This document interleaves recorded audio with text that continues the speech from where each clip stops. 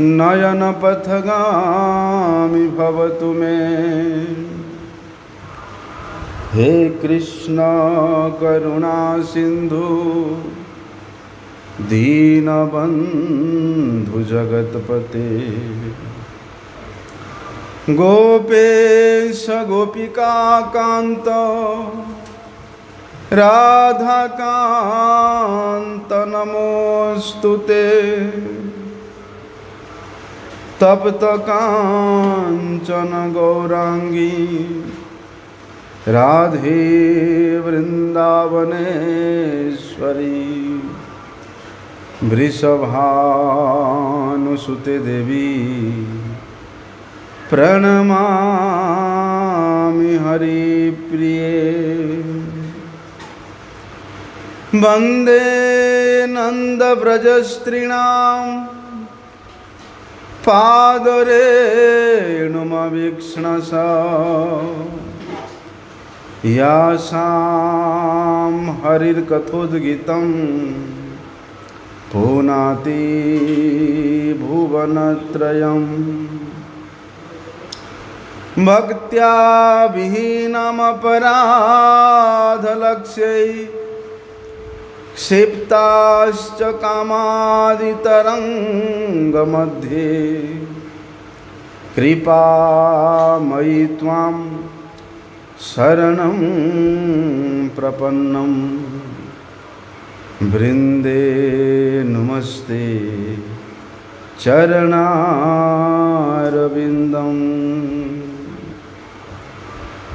पतितपावन परम करुणामय भगवती ज्ञान प्रदाता, भगवान की सेवा में अधिकार प्रदाता, संबंध ज्ञान प्रदाता, परम आराध्यतम गुरुपाद पद्मम नित्य लीला प्रविष्टोम विष्णुपाद परमहंस परिव्राजकाचार्य वर्ज्य अष्टोत्तर शत श्री श्रीमद शिल भक्ति वल्लभ तीर्थ गोस्वामी गुरु महाराज के अभय चरण कमल में अनंत कोटि साष्टांग दंडवत प्रणाम करते हुए उनकी हेतु की कृपा प्रार्थना करता।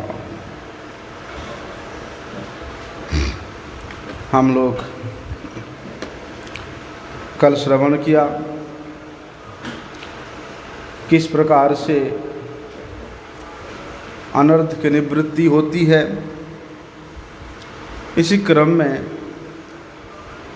वृत्रासुर महाराज जी के चरित्र को भी श्रवण किया कि उन्होंने किस प्रकार असुर जोनि में रहते हुए भी, अर्थात वृत्रासुर के रूप में असुर जोनि में रहते हुए भी किस प्रकार उनका केवल भगवत स्मृति ही बनी रही, ऐसे बात नहीं है। वे नित्य निरंतर भगवान को अपने सम्मुख दर्शन भी प्राप्त करते रहे। इसलिए आज कीड़े हैं क्या? भगवान की प्राप्ति, भगवान की पूर्ण प्राप्ति असुर योनि में भी, असुर अवस्था में भी उनका हुआ, बनी रही। इसलिए वृत्रासुर जी के चरित्र श्रीमद् भागवतम ग्रंथ में इतना अधिक महत्वपूर्ण है कि जिस पुराण में वृत्रासुर जी के चरित्र को वर्णन हुआ है, वे पुराण श्रीमद् भागवतम इष्यते, वे भागवत महापुराण के रूप में जानो।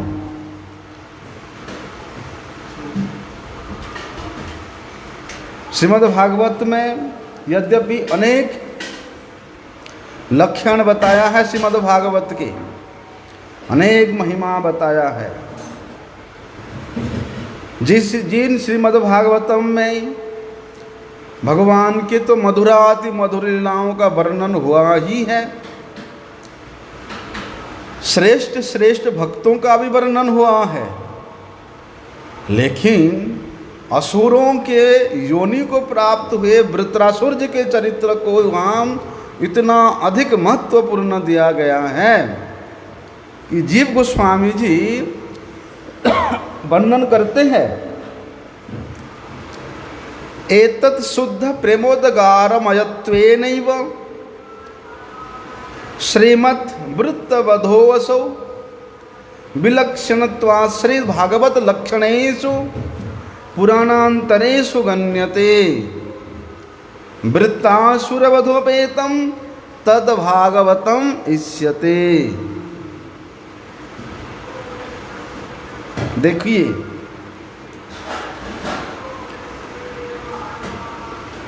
कल हम लोगों ने श्रवण किया कि वृत्रासुर ने भगवान को प्रार्थना कर रहे हैं कि अहम हरे तब पादैक मूलम दासानुदासो भवितास्मि भूयः मनः स्मरितासु पतेर्गुणांस्ते गुणित बा कर्म करोतु कायः न नाकपृष्ठं न पारमेष्ठ्यं न सार्वभौमं न रसाधिपत्यं न योगसिद्ध्य पुनर्भवं वाम समंजतस्त्वां विरहस्य कांक्षी। बोलते हैं वृत्रासुर जी के इन सब वचनों से उनका भगवान के प्रति कैसे विशुद्ध प्रेम प्रकट हुआ है, उसका साक्षात उदाहरण श्रीमद् भागवतम में उनके द्वारा स्तुति किया हुआ इन श्लोकों के माध्यम से मालूम पड़ता है। इसलिए वृत्रासुर जी का जो वृत्तांत श्रीमद् भागवत में वर्णन हुआ है, उसको श्रीमद् भागवत के एक विशेष प्रसंग के रूप में माना गया है। इसलिए प्रत्येक पुराणों का लक्षण अलग अलग पुराणों में वर्णन है, और श्रीमद् भागवत के लक्षणों में से एक श्रेष्ठ लक्षण है, एक अन्यतम लक्षण यही वृत्रासुर वध रूप चरित्र है। मत्स्य पुराण में तो महाराज यहाँ तक वर्णन है, बोलते वृत्रासुर वध प्रसंग युक्त जो पुराण है वो ही श्रीमद् भागवत महापुराण है। अर्थात वृत्रासुर जी के वध, वृत्रासुर जी के चरित्र वर्णन है तभी भागवत है, अगर नहीं है तो नहीं। मतलब भगवान अपने चरित्र से भी अपने भक्त के चरित्र, भक्त भी वही भक्त, वे ना ब्राह्मण है, ना क्षत्रिय है, ना वैश्य है, बोलते असुर योनि में जन्मे भक्त, ऐसा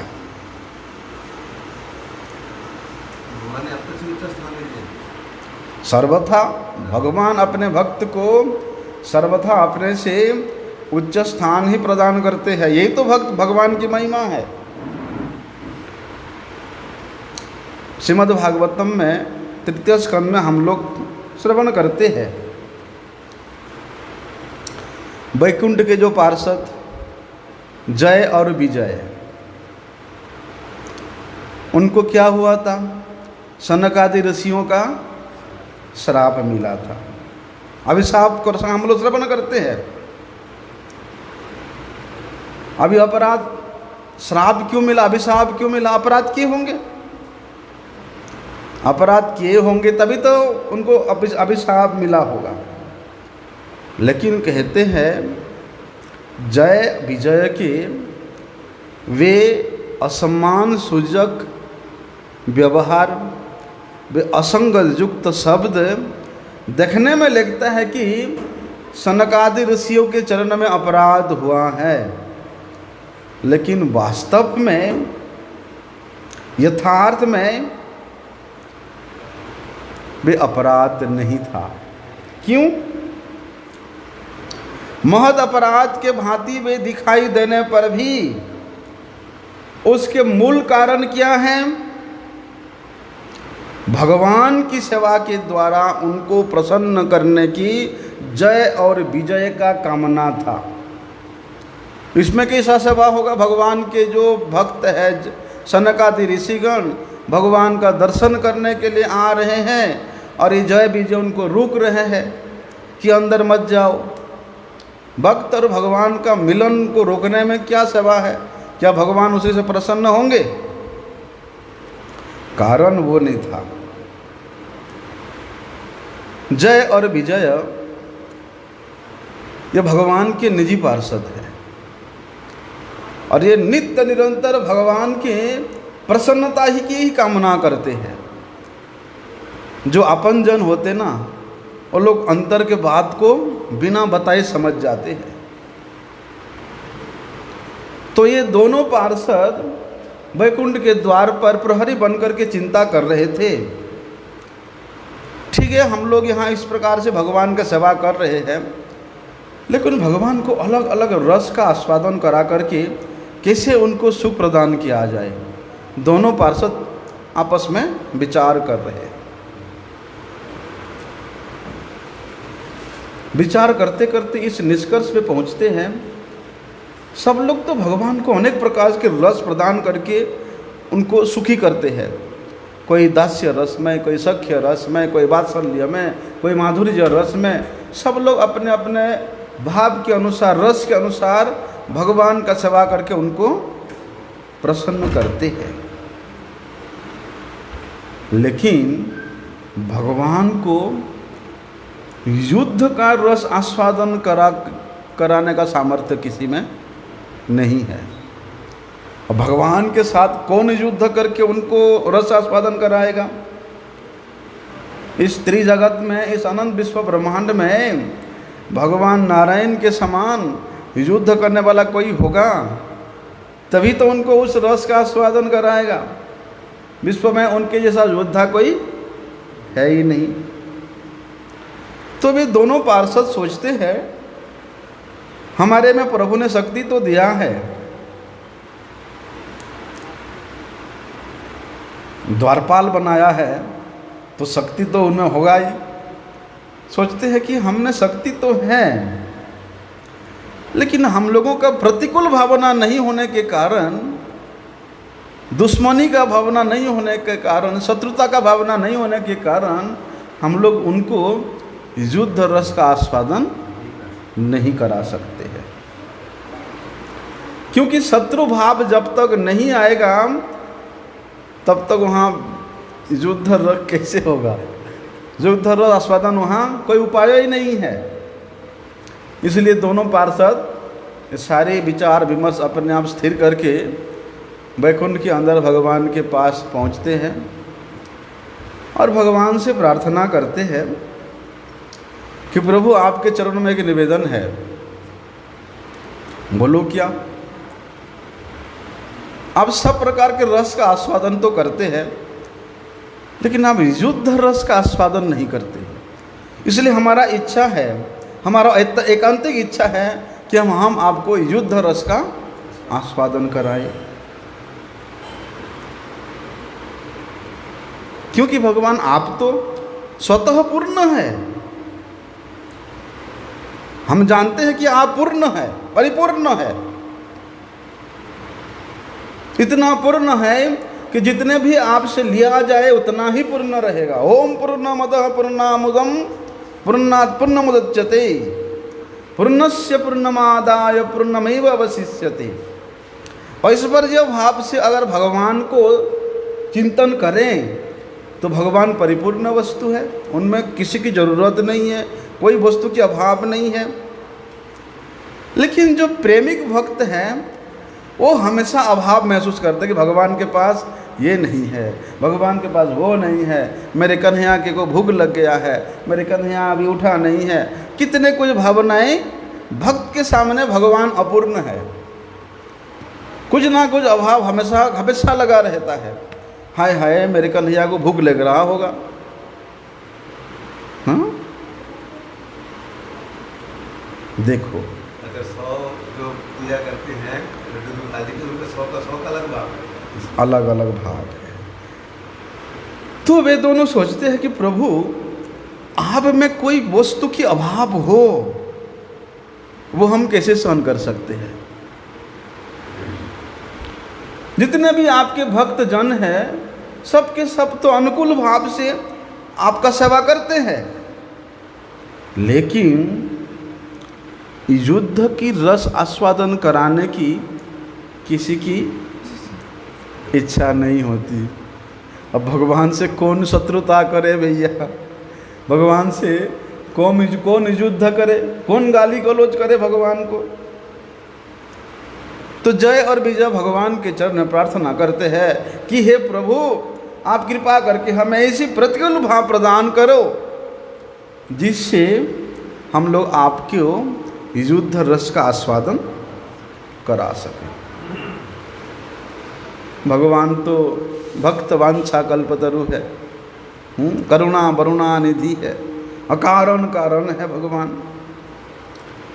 अपने दोनों पार्षदों की इच्छा को पूर्ति करने के लिए उन्होंने सनक, सनंदन, सनातन, सनत कुमार इन ऋषियों के हृदय में प्रेरणा दिया और भगवत प्रेरणा से आबद्ध होकर के वे ऋषिगण और वैकुंठ के द्वार पर आते हैं और भगवान के ही प्रेरणा से जय और विजय ने वैकुंठ के द्वार पर प्रवेश करने के लिए उन मुनियों को रोक देते हैं। फलस्वरूप क्या होता है? अभिशाप मिलता है। सनत कुमारों से जय और विजय को अभिशाप मिलता है। क्या अभिशाप मिलता है? कि तुम लोगों को असुर योनि प्राप्त हो। और ये जो अभिशाप मिला ये भी भगवान की इच्छा से ही मिला।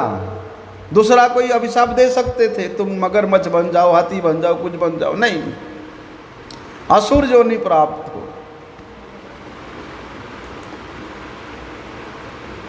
उसके बाद तो आप लोगों ने सुना ही होगा हिरण्याक्ष कुंभकर्ण ने जो आतंक मचाया था,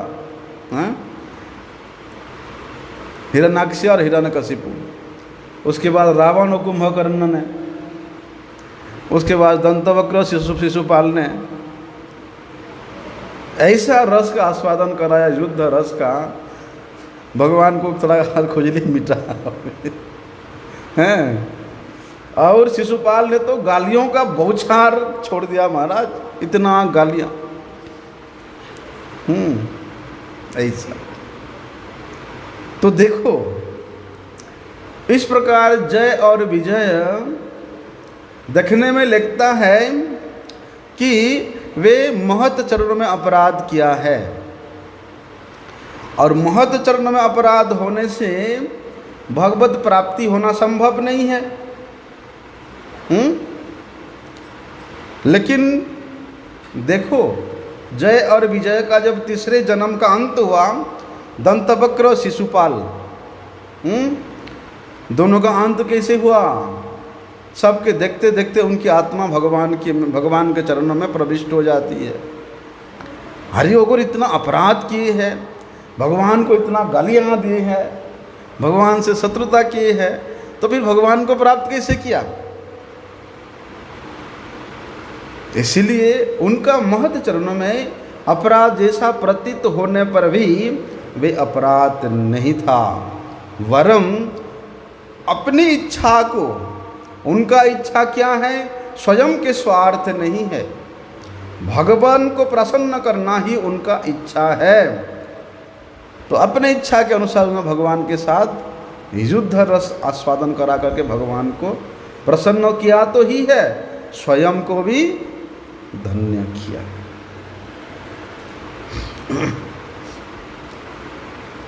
लेकिन हम लोगों के मन में अगर इस प्रकार का प्रतिकूल भाव आए, चित्रकेतु महाराज शिव जी को जैसे बोले, हम ऐसे बोलने जाएंगे किसी वैष्णव को, जय विजय जैसा अगर हम किसी को, हमारे आश्रम गेट के मठ के पास कोई वैष्णव आया तो उनको भगा देंगे, तो इसलिए भगवान लीला रस का आस्वादन करने के लिए अपने पार्षदों के साथ जो लीला करते हैं, जो अभिनय करते हैं, उसका अनुकरण करना कदापि भी उचित नहीं है। इसलिए जय और विजय के भांति, चित्रकेतु महाराज के भांति अगर प्रतिकूल भाव से सेवा करने का प्रवृत्ति, अनुकूल भाव से नहीं, प्रतिकूल भाव से, क्योंकि शास्त्र तो कहता है जेन केन उपाय न मनः कृष्ण निवेशित, चाहे शत्रु भाव से हो चाहे मित्र भाव से हो, भगवान के चरणों में मन लगना चाहिए। लेकिन ऐसा नहीं, तुम असुर तो हो नहीं, तुम मनुष्य हो। इसलिए अगर किसी साधक के हृदय में इस प्रकार के प्रतिकूल भावापन्न होकर के भगवान का सेवा करने का प्रवृत्ति अगर उदित होती है, तो ऐसे अपराधमय मन के भावना को अपने बुद्धि से दूर करना चाहिए। अरे रावण कुंभकर्ण ने तो भगवान से लड़ाई करके, युद्ध करके, गाली गलौज दे करके भगवत प्राप्ति किया, हम क्यों नहीं कर सकते? दंतवक्र शिशुपाल ने भगवान से शत्रुता किया, मौसी का, नाना नानी का लड़का होते हुए भी इतना शत्रुता किया, बुआ का लड़का होकर भी इतना शत्रुता किया, लेकिन भगवत प्राप्ति हुआ, तो हम क्यों नहीं कर सकते? नहीं, अगर इस प्रकार प्रतिकूल भाव लेकर के हम भी भगवान को प्रसन्न करने जाएंगे तो हमारा अपराध हो जाएगा, पतन हो जाएगा। इसलिए अनर्थ निवृत्ति का जो क्रम हम लोग श्रवण कर रहे हैं कि जो अनर्थ, क्या था पहला अनर्थ? दुष्कृति के द्वारा जात अनर्थ। क्या है वो? दुष्कृति से कौन सा अनर्थ होता है? विषय के प्रति आसक्ति होता है, उन विषयों में अभिनिवेश होता है, द्वेष होता है। बोलते ये जो अनर्थ है ये कब दूरीभूत होता है? भजन क्रिया के तुरंत बाद ये दूरीभूत होता है। भजन क्रिया कब होती है? आदौ श्रद्धा, अतः साधु संग, अतः भजन क्रिया। श्रद्धा होगा, फिर प्रकृष्ट रूप से साधु संग करेगा, तब जाके भजन क्रिया आरंभ होगा। बोलती है जब ये भजन क्रिया आरंभ होता है उसके तुरंत बाद ये जो अनर्थ है, जागतिक विषयों के प्रति आसक्ति, द्वेष, अभिनिवेश, वो दूरीभूत होता है। क्योंकि जब तक हम प्रकृष्ट रूप से साधु संग नहीं करेंगे, साधु मुख विगलित हरि कथा श्रवण नहीं करेंगे, तब तक भजन क्रिया आरंभ नहीं होता है। और भजन क्रिया आरंभ करने से पहले ये सब प्रोसेस है, तब जाके भजन में प्रवृत्ति होती है। उसके बाद जब भजन करते करते भगवती सेवा में, भगवान के नाम में निष्ठा हो जाती है, और निष्ठा होने पे ये जो अनर्थ है, दुष्कृति से जात जो अनर्थ है, वो पूर्ण रूप से दूरीभूत हो जाता है। अब भगवान में निष्ठा हो जाता है तो उसका फिर समय कहाँ रहेगा संसार के विषयों के को चिंतन करने का, संसार के विषय वस्तु को एकत्रित करने का, उसमें अभिनिवेश होने का, उसमें समय ही नहीं मिलता है। किस स्तर पे? जब निष्ठा होती है। जिस वस्तु में निष्ठा हो जाती है, हमेशा हमारे मन में वही वस्तु के विषय में ही चिंतन होता रहता है। और जब आसक्ति हो जाती है भगवान के प्रति, तब तो आत्यंतिक ही अनर्थ निवृत्ति हो जाती है। मतलब आसक्ति के स्तर पर जब साधक पहुंचता है, फिर इस प्रकार के दुष्कृति से उत्पन्न अनर्थ होने का संभावना भी नहीं रहता है। अभी सुकृति से जो अनर्थ होता है और दुष्कृति से जो अनर्थ होता है, प्रायशः इन अनर्थों के निवृत्ति का जो क्रम है वो एक जैसा ही है।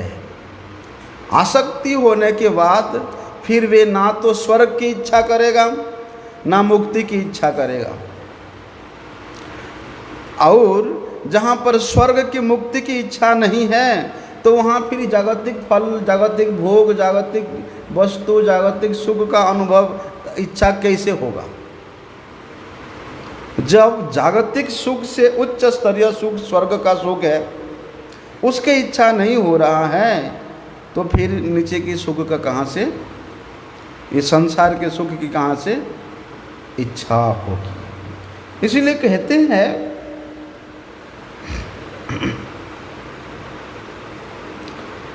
जब भगवान श्री हरि में साधक का आसक्ति उत्पन्न हो जाती है, मतलब आसक्ति जब उत्पन्न होती है फिर उसको इस जगत के सुख दुख इसके पचड़ों में पड़ने की कोई आवश्यकता नहीं पड़ती है। सुख में दुखी हो जाना, दुख में सुखी होना, उसको अभिनिवेश कहते हैं। सुख दुख में अभिनिवेश पैदा होने की उसकी कोई संभावना नहीं रहती है। कब?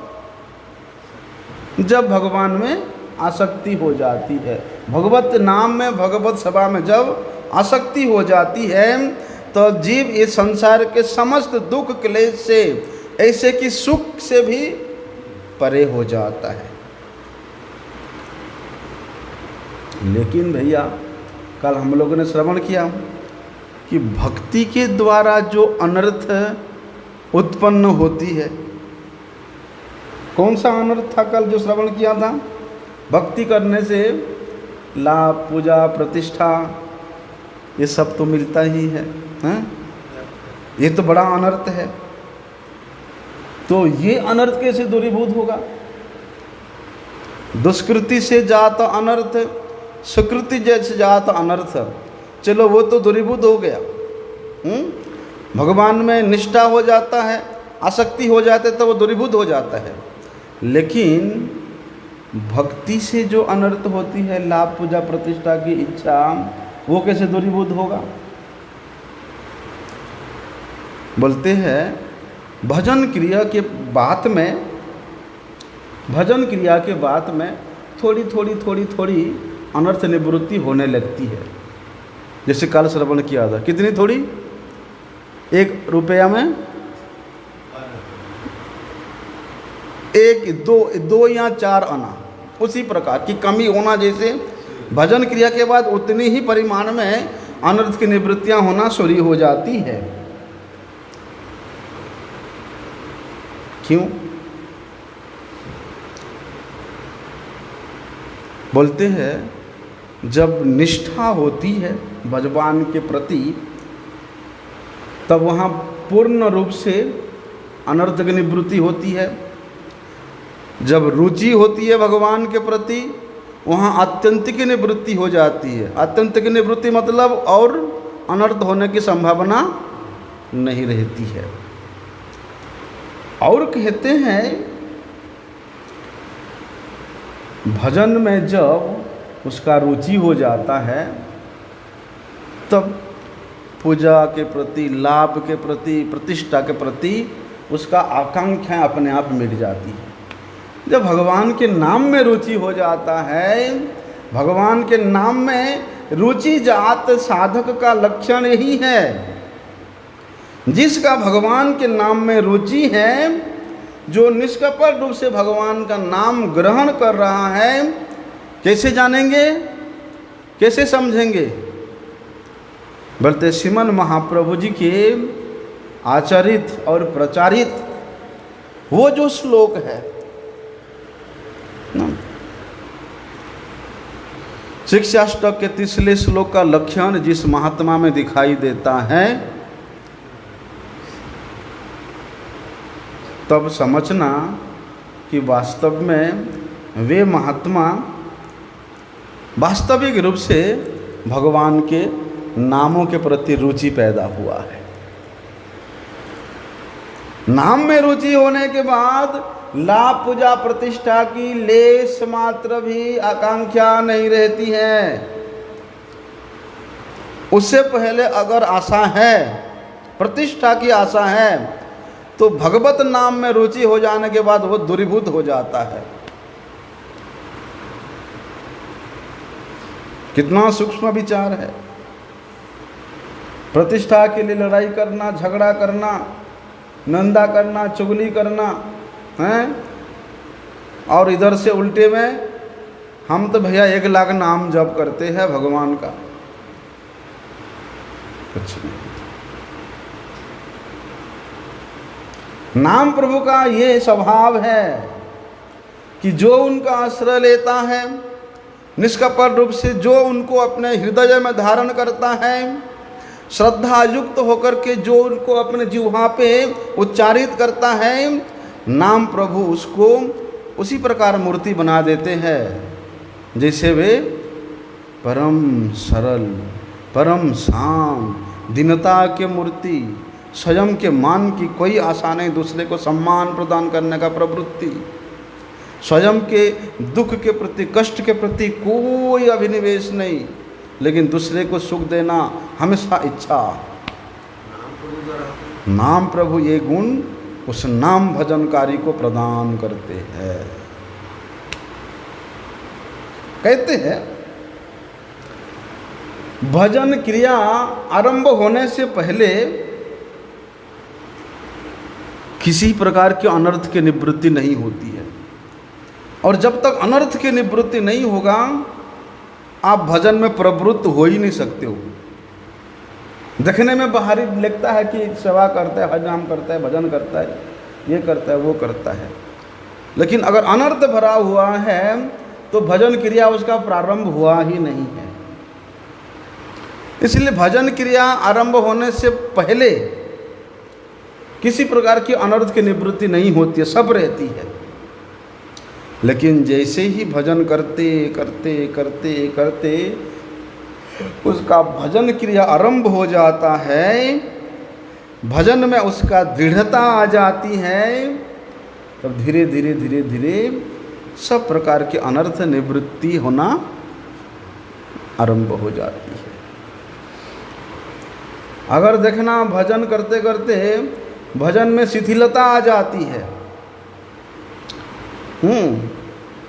तो समझना तबे तो जानी हम अपराध अक्षय प्रचुर, तब समझना कि अपराध बहुत है, अनर्थ बहुत प्रबल हो गया है। और अनर्थ ज़्यादा होने से क्या होता है महाराज, धीरे धीरे धीरे धीरे भजन भी लोप हो जाता है। ऐसा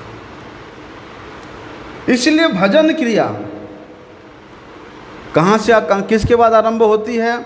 श्रद्धा और साधु संग के बाद प्रारब्ध होती है।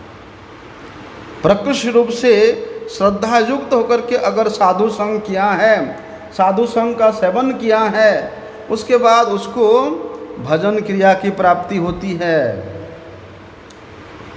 इसलिए भैया भजन क्रिया में प्रवृत्त होना चाहते हो तो क्या करना पड़ेगा? अपने आप को साधु संग में लगाना पड़ेगा।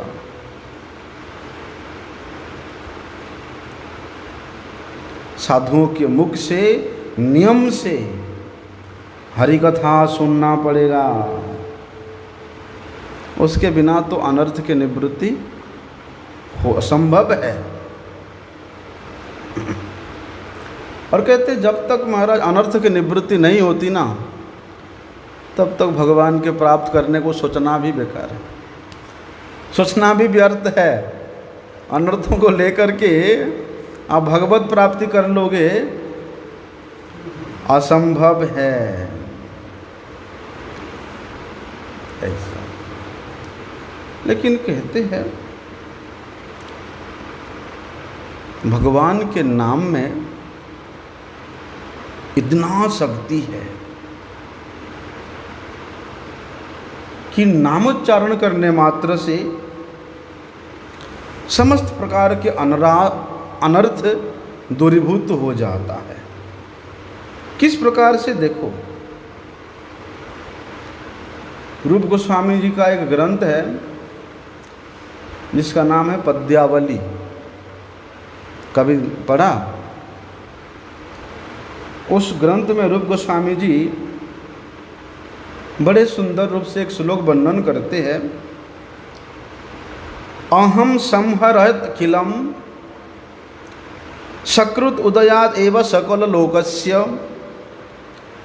तरणिरीव तिमिर जलधिम जयति जगत मंगलम हरेर नाम। कहते हैं कि जिस प्रकार सूर्य उदय होते ही संपूर्ण अंधकार दूर हो जाती है या अंधकार वहाँ नष्ट हो जाती है, उसी प्रकार सकृत रूप से हरिनाम उच्चारित होने मात्र से जीव के समस्त प्रकार के पाप नष्ट हो जाती है। सकृत उदयादेव सकल लोकस्य,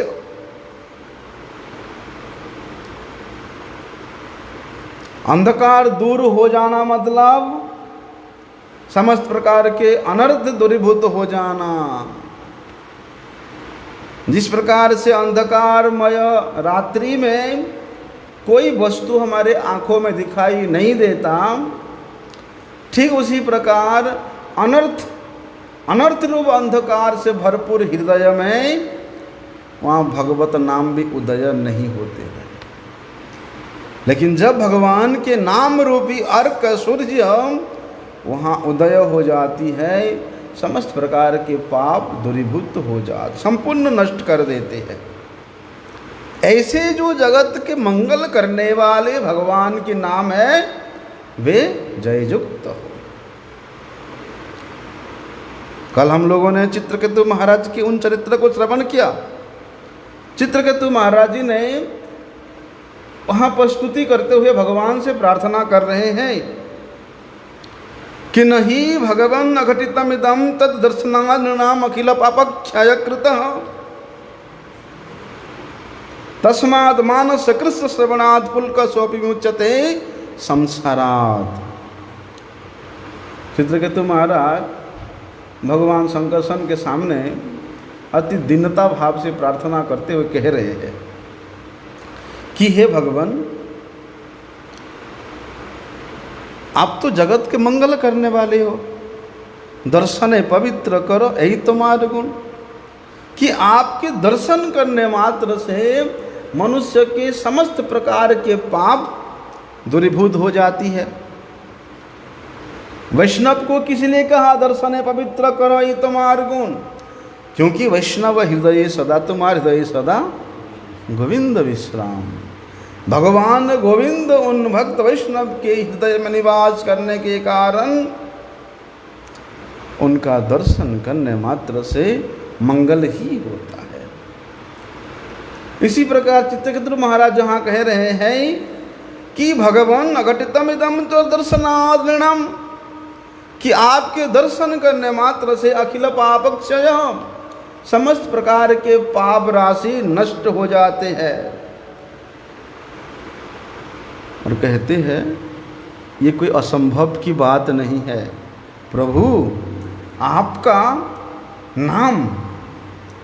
नाम जो एक बार सुनता है, चाहे वो कितने नीच चांडाल भी क्यों ना हो, वो भी संसार से मुक्त हो जाते। यत मानस कृष्ण श्रवणात् पुलकसोऽपि कृष्ण, ये शब्द अगर कोई चांडाल भी श्रवण करता है, विमुच्यते संसारात्, वो भी संसार सागर से मोचन प्राप्त, मुक्त हो जाता है। कहते हैं भगवान के नाम की महिमा से संयुक्त ऐसे महाराज सैकड़ों प्रमाण शास्त्रों में है, मिलते हैं। अरे अजामिल का चरित्र देखो, अजामिल के चरित्र से तो स्पष्ट होता है कि उसका पुत्र का नाम क्या था? नारायण। नारायण का उच्चारण किया, नामाभास हुआ, और उस नामाभास के फलस्वरूप उसके समस्त पाप नष्ट हो गया। केवल पाप नष्ट नहीं हुआ महाराज, पापों के जो मूल है अविद्या, वो भी नष्ट हो गया। इतना ही नहीं, केवल अविद्या नष्ट हुआ, पाप नष्ट हुआ, ऐसे नहीं है, वो भगवान को भी प्राप्त किया। सुना है ना आप लोगों ने अजामिल जी का चरित्र? अरे जो अजामिल अपने संपूर्ण जीवन किस प्रकार घर गृहस्थी वेश्या के प्रति आसक्त होकर के बिताया, वो अजामिल अंतिम समय में अपने पुत्र के नाम नारायण लेकर के पुकारने मात्र से उसका पाप क्षय होता है, अविद्या नष्ट हो जाती है और वे भगवत प्राप्ति कर लेती हैं। और जो श्रद्धालु भक्त सद्गुरु के चरणों में शरणागत होकर के दीक्षा प्राप्त करते हैं, हरिनाम संकीर्तन करते हैं, तो फिर उनकी अनर्थों की निवृत्ति की, उनकी अनर्थों की निवृत्ति का ये जो क्रम हमने सुना है, एकादश वर्तनी, बहुदेश वर्तनी, प्राय की, पूर्ण अत्यंत की, ये क्रम कैसे संगत हो सकता है? अरे जिनके नाम श्रवण करने मात्र समस्त पाप अनर्थ दूरीभूत हो जाता है, तो जो श्रद्धायुक्त होकर के सद्गुरु के चरण वहाँ से लेकर के हरिनाम कर रहा है, उसके लिए फिर ये क्रम लागू होगा क्या? क्या प्रश्न है कि नहीं है? तो ये हमारा जब कर्म को भुगतान करना पड़ेगा, तो फिर वो बात कहाँ है? क्या जो हम कर्म करते हैं, दुष्कर्म करते हैं, उसका हमको पुण्य पाप कर्म भोगना पड़ेगा। ठीक है, अजामिल ने इतना किया, तो उसने जो पाप कर्म किया वो उसने भोगा नहीं। क्यों नहीं भोगा भैया? क्योंकि सकृत उच्चारितम एवं, उसने अपराध नहीं किया था, पाप अवश्य किया था, लेकिन भगवान के नाम की महिमा ये है कि उसने निरपराध होकर के भगवान का नाम का उच्चारण किया। यद्यपि भगवान को इंगित करके उच्चारित नहीं किया था, उसने अपने पुत्र को इंगित करके उच्चारित किया था, और उसका कोई साधु का निंदा नहीं किया था, उसने किसी महात्मा का विद्वेष नहीं किया था, उसने अपराध नहीं किया था नाम के चरणों में। पापी अवश्य था, लेकिन अपराधी नहीं था। निरपराध होकर के नामाभास से क्यों ना हो, भगवान का नाम उच्चारण करने मात्र से उसका समस्त पाप नष्ट हो गया। इसीलिए कहते अपराधी को क्षमा नहीं है, अपराधी को क्षमा नहीं कह रहे हैं। नाम महात्म्य जब हम लोग श्रवण करते हैं, अनेक शास्त्र में नाम के महिमा के विषय में बहुत कुछ वर्णन हुआ है, और जो कुछ भी वर्णन हुआ है महाराज, वो पूर्ण सत्य है। बोलते नाम के महात्म्य जिन जिन शास्त्र में जिन जिन महात्माओं ने वर्णन किया है, अगर उसमें हम लोग संदेह करते हैं तो वहाँ नाम में अर्थवाद का आरोप लगाने के कारण घोर अपराध हो जाता है। नाम के संबंध में शास्त्रों में तो ये थोड़े से वर्णन है, नाम का महिमा इतना अपार है कि इन शास्त्र में थोड़े से वर्णन है महाराज। नाम के महिमा तो अनंत है, अपार है, लेकिन कहते हैं शास्त्रों के इन वचनों को अगर कोई संदेह करता है, एक तो संदेह करने का कोई कारण ही नहीं है, क्योंकि जो शास्त्र नहीं मानता वो पाषंड है, और पाषंड करने वाला व्यक्ति का जन्म जन्म जम तारे दे दंड, जन्म जन्म में वे जम दंड प्राप्त करने का अधिकारी होता है। अगर नाम के महिमा में शास्त्रों ने जो कुछ भी वर्णन किया है, उसमें अगर हम लोग संदेह करते हैं तो नाम में अर्थवाद का आरोप हो जाता है। अर्थ के अंतर फल कल्पना करने से भीषण नामापराध होता है। लेकिन महाराज जो निरपराधी है, अपराध से मुक्त है, ऐसे व्यक्ति नाम के आभास के द्वारा अपना तमाम पापों को नष्ट तो कर देता है। क्या हुआ था अजामिल को? वैकुंठ प्राप्ति हुआ था। उसके बाद अजामिल को वैकुंठ प्राप्ति होता है। पापों का नाश तो करते ही है, उसके बाद वैकुंठ प्राप्त भी करा देते हैं। इसीलिए शास्त्र वर्णन करता है कि निरपराधा नान्तु भगवत प्राप्तौ नास्तौ विलंब तेषाम ही भगवत नाम ग्रहणम वैकुंठ आरोहणम चेति द्वयी एव भूमिका यथा अजामिलादिनाम च। निरपराधी व्यक्ति के लिए, अपराध रहित व्यक्तियों के लिए भगवत प्राप्ति में किसी प्रकार का कोई देरी नहीं होता, कोई विलंब नहीं होता।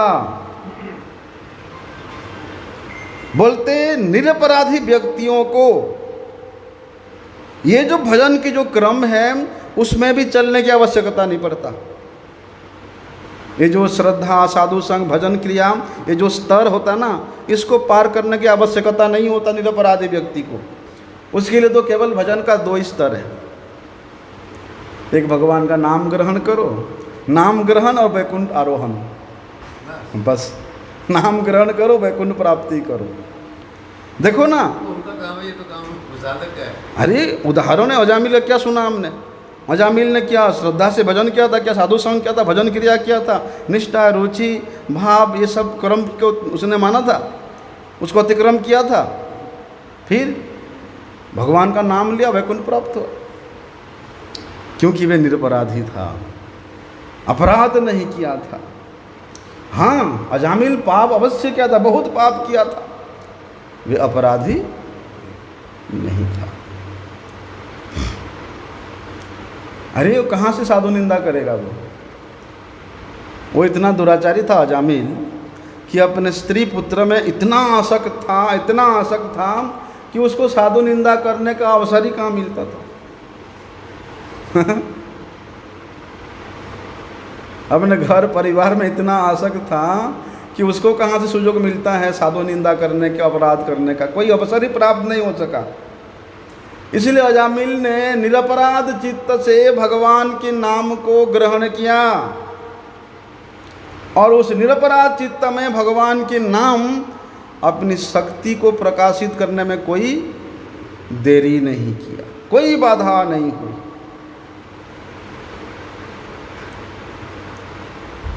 कहते ना, भगवान जिस सर्वशक्तिमान है, भगवान के नाम भी, भगवान अपने नामों में नानमामकारी बहुधा निज सर्वशक्ति।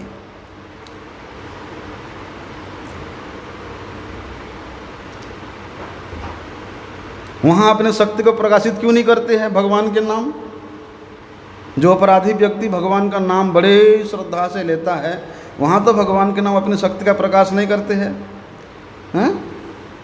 और यहाँ अपराधी नहीं है लेकिन पापी है, वहाँ तो अपने शक्ति प्रकाशित करके सारी पाप को नष्ट कर दिया, उसको वैकुंठ प्राप्ति करा दिया।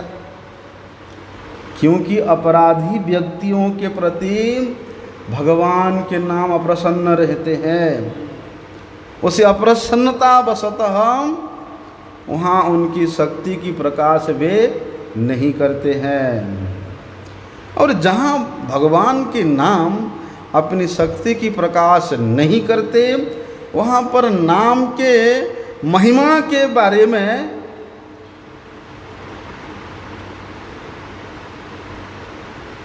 बोलते लेश मात्र भी शंका नहीं करनी चाहिए, संदेह नहीं करनी चाहिए।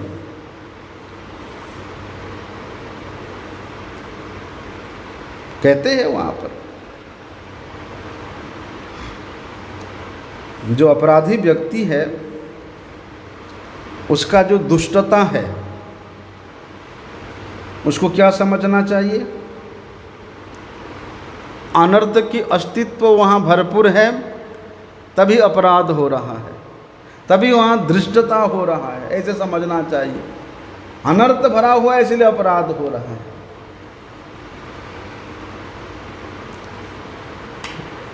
और एक बात है, बोलते हैं नामापराधी है, ठीक है, लेकिन नाम ग्रहण करता है।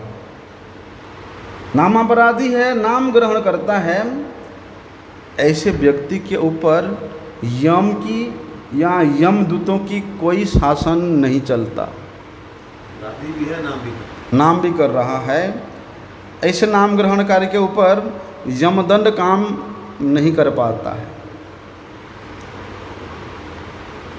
कहते हैं, बोलते नामापराधी की भी जब तक अनर्थ निवृत्ति नहीं होती तब तक नाम के जो मुख्य फल है क्या है, प्रेम, उसकी प्राप्ति